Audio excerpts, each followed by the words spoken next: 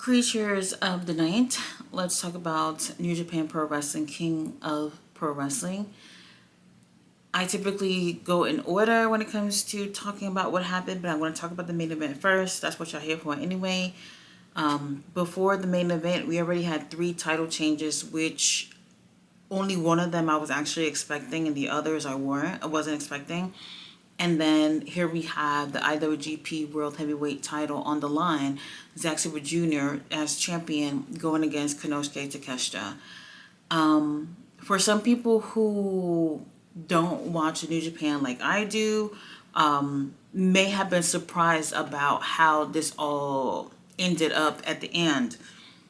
Takeshita, he had been having his knee all wrapped up for a couple of months, so I thought that this would be one of those situations where Zach was going to really heavily focus on his knee, and honestly, it really wasn't that.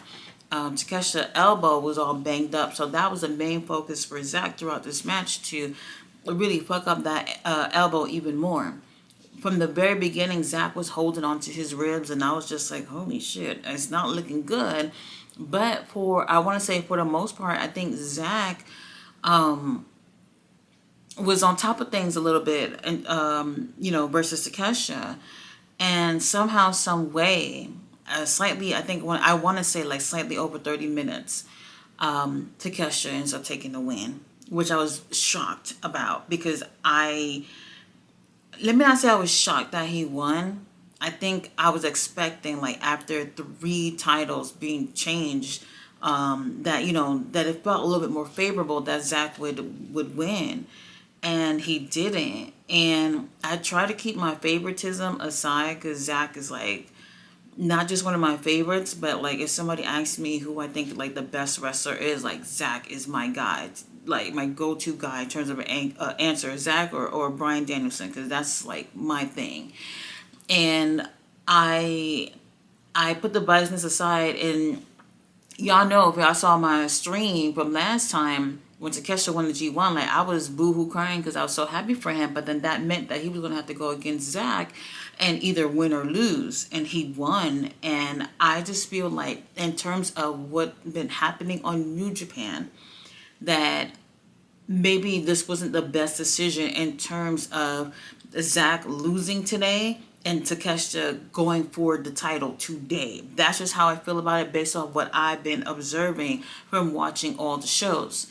Now, Takeshita wins, and the young lions didn't even get out there to give Zach the damn ice so that he could. Let me not get into that. And he wins, and crickets. The crowd did not initially react. And as a pro wrestling fan, I feel like no reaction is worse than you getting booed. I really feel like that. I think maybe people were in shock. I don't know what the fuck, to be honest with you. Like, I'm looking at the crowd, like nobody was clapping, nobody was moving. It was just like everybody stood still. And I thought that was like, whoa, I figured that this would happen. Takeshita does not have a strong bond with the crowd. And I've been saying this, like, Takeshita have another a contract with AEW, and also being part of New Japan and not necessarily participating in New Japan, that the crowd was not going to connect with him like that. And when he wins, it's quiet. After they put the title on him and he starts talking on the mic, that's when they start booing. A couple of people clapped or whatever, but then the boos, and I was just like, oh, people seem to be really disappointed. I don't know if that's the reaction that the company was hoping that they were going to get with Takeshita, because he's not a heel in New Japan. So I don't know. I think it was really surprising to see initially no reaction and then the boos or whatnot. I wasn't happy about this at all, like for my selfish reasons or whatnot, but I do feel like the company could have kept the title on Zach longer and then push it for Wrestle Kingdom for Takeshita to win. But they don't have to do that. The match I thought was good, but the anticipation in terms of who's going to win was pretty high. Overall, I thought the show was Well, there were some questionable things going on. We started off with the IWGP Women's title on the line. We had Suri going against Suri, and Suri lost. And they wasted no time but to put the girls first. I hate when they do shit like that because I feel like they're just trying to get rid of it, like rid of the girls and just have them in and out. And they do shit like this. And this is something that, as a woman myself, like I just hate that wrestling company do. But they had close to 15 minutes in the ring, and Suri was really giving it to Suri, but just fell short. And after the match, they end up hugging it out and whatnot. So cue the rumors of Suri going to AEW. So we'll see about that. I don't know. After this, we had a 6-man a tag match with Bullet Club War Dogs. So we had Clark Connors and them pants. Lord have mercy. Teaming up with David Finlay and Taji Ishimori to go against Shingo Takagi, Takahashi, and Teton. This was a good matchup. And maybe what they should have started with the show to begin with, because that's what they typically do. Non-title matches are typically first, and then the title matches come on after that. But since it's the girls, they had to hurry up and get that shit out the way. It was a fun little matchup. Bullet Club War Dogs end up taking a win, which I feel like they need. I feel like War Dogs really need to be doing a hell of a lot more to stick out in terms of other Bullet Club, subgroups where it's just like they're okay, but like they could be doing more to have an impact on New Japan at this point. After this, we had like a no DQ match with Drilla Maloney. My God, Drilla looked just amazing. And Sonata, at first, it seemed like Sonata came out like with a disco ball type of one-piece thing going on, but it actually turned out to be someone else who was wearing that. And then Sonata comes down from the steps, and he's wearing something like with shoulder pads of like speakers or whatever. I think he wore this before. And he comes on out there. Anyway, this was a nice little matchup here. We had our tables. Tables were on strike for a little bit. Guitars and obviously House of Torture coming on out there to be annoying as hell. They had forks. Like within seconds of the match, Sonata already brought the fork into the match, and he was bleeding like a minute in or so. Then he ends up getting Drilla and attacking Drilla with the fork. And after the match, Drilla posted on social media like his head split open with all these staples. It looked gruesome. It made my stomach hurt. But anyway, House of Torture came on out there. They're being annoying as hell, and they want obviously Sonata to win, and doesn't help when we have Clark Connors who come out there to help. And I was just like, wait a minute, why is only one War Dog member coming out to help Sonata and not Sonata, to help Drilla, and no other members came out, which is kind of interesting to me when there were like 3 House of Torture members out there.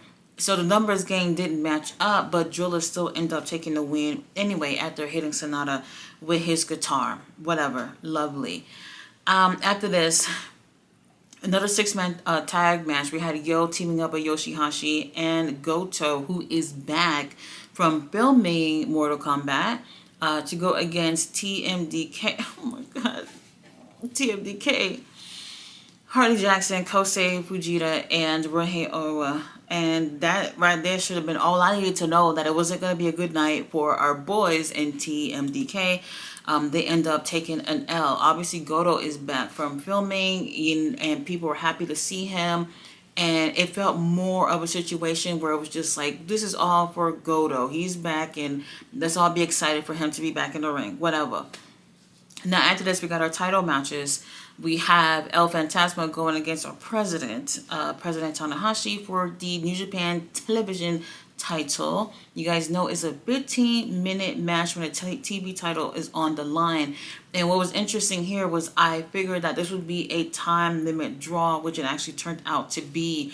It didn't really feel like Tanahashi had a chance of pinning or just beating El Phantasmo, because then that would make him champion, which I feel like at this point in his little retirement tour doesn't make sense for him to be winning a title. I don't want to say it's useless or whatever, but doesn't hold too much weight for President Tanahashi to be winning at this time. So really, the match was just more in a way for El Phantasmo to be able to beat Tanahashi, whether that was via submission or having him pin.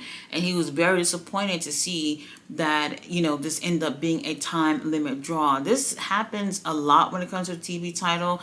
When it comes to 15 minutes, it goes quicker than people expect. So things like this has happened plenty of times when it comes to the TV title. So to President Tanahashi, he just ends up lasting the 15 minutes, which is okay enough for him. But El Phantasmo would have preferred at least to have that one win over President Tanahashi. After this, we have the never open weight title match. We have Oleg Boltin coming in as champion, even though Evil did steal the title from him a couple of days ago. So Evil came in with the title. Evil came out immediately during his entrance with other members of How to Torture, maybe like 5 or 6 members. And this is the title that I actually only expected to change hands this entire night. So when he came out there with all these guys, I was like, well, that's pretty much it. Oleg Boltin put up a good fight. I think over about 10 minutes for sure. But the numbers game just didn't work out for him. He really needs to have some type of affiliation with a couple of people so that if somebody can help him. Toriano ends up coming out there. He basically ganged all the young lions to get rid of House of Torture, but since they left and no one else was out there to help Evil, then Show came out of nowhere to help Evil get the win, and we have a new champion. That right there I expected. I did expect. I didn't want Oleg Boltin to lose because I feel like we didn't get enough time to see him as champion. But who knows? I think he'll get an opportunity to hold another title at some point. We had the IWGP tag titles on the line. We had the Knockout Brothers, Oscar and Yodo Ice, going against Shota Umino and Yuya Uemura. I got a little bit nervous with this one because it did feel like for a little bit that Shota and Yuya could take the win. And for me, the Knockout Brothers, this is their only title defense so far, so I didn't feel like they should lose it so quickly. They're really young guys that I feel like the crowd is getting into at this point, and for them to lose a title would have been the wrong move for sure. They end up retaining, and I think that they've definitely proven themselves to be a great tag team. I don't care for their characters, to be honest. I don't care for their looks, but what they do in the ring, which is most important, I think that the future is bright when it comes to this team. Now, another big disappointment for me was the IWGP Global Heavyweight title. Gabe Kidd as champion, going against Yota Tsuji. Yota Tsuji is pretty favored in the company, and I know he's definitely going to be one of those top guys for sure, especially after President Tanahashi, has hung it up and everything. I'm cool with that, but I just feel like we didn't get enough time to see Gabe as champion, and this is a problem with the title changes, and even for Zack too, is that a lot of people, all these people with the titles, except for the tag titles, they had these titles during the G1. They won them slightly before the G1. So the G1 happens and you don't really get a chance to see them as champions. After the G1, they had 2-week break. And then that's when the road to Donataku came upon. And then they was doing that. But nobody's really being champion. And that's my problem. That's my problem. I love New Japan and I think they're great. There's problems. There's problems that need to be fixed, and I try not to complain about it because I know we're on the verge of them. I hope making changes within New Japan because President Tanahashi is going to stop wrestling and he's going to be serious about this president role. So for me, I just feel like the stories and being a champion is a big deal. And one thing I have a problem with wrestling altogether is that I don't care to just see people taking pictures with titles or just winning titles. The defenses are so important. How you are as a champion is important. When people sit there and talk about when so and so was champion, and to be able to describe what they did as champion is so important.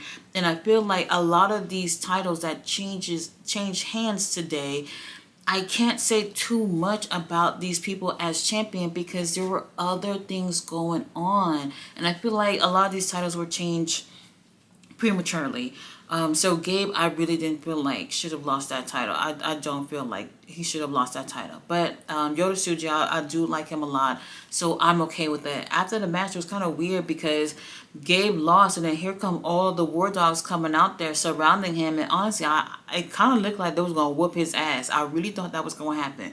Then here comes Hiromu, Shingu, and Daiki, all them coming out there to be on the side of Yota Tsuji. And instead of anybody fighting or anything, they all are just hugging and dapping it up and everything. And David Finlay goes in front of Yota Tsuji and said, look, I wasn't going to challenge my friend when he had the title, but now that you had the title, bitch, I'm next. And I was like, okay, I'm cool with that. It did feel a little bit weird outside of David challenging for the title because they just seemed like everybody was just being friends in the ring. I don't know what that was about, but whatever. Overall, stressful show for me, especially if you watched the live stream. Y'all saw me boohoo crying and all that shit. But, you know, it's interesting because now after Takeshita, Goto had came out there to challenge for the title.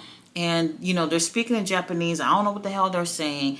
And it sounds like to me that Takeshita wants to go. He's going to accept Goto's challenge, but before Wrestle Kingdom. So I don't know. I'm going to have to look for a translation to really make sure that's what was going on. I'm not sure. I am disappointed with a lot of the results, but I just feel like overall, I just want, when people are champion, that it's not just them walking around with belts. That's not what it is. Being a champion is not just holding a belt. I feel like it should be way more than what I've seen all these champions be these past few months. I just feel like we didn't get enough of them as champion. Overall, I thought the show was good, even though it didn't go my way in terms of the results. But go ahead and check it out. And especially the main event, if you really want to see how Takeshita ends up taking the win. And then pay attention to the reaction from the fans at the end. You guys, thanks so much for watching my review. I will be back on Wednesday for Dynamite Collision. I'll see you guys then.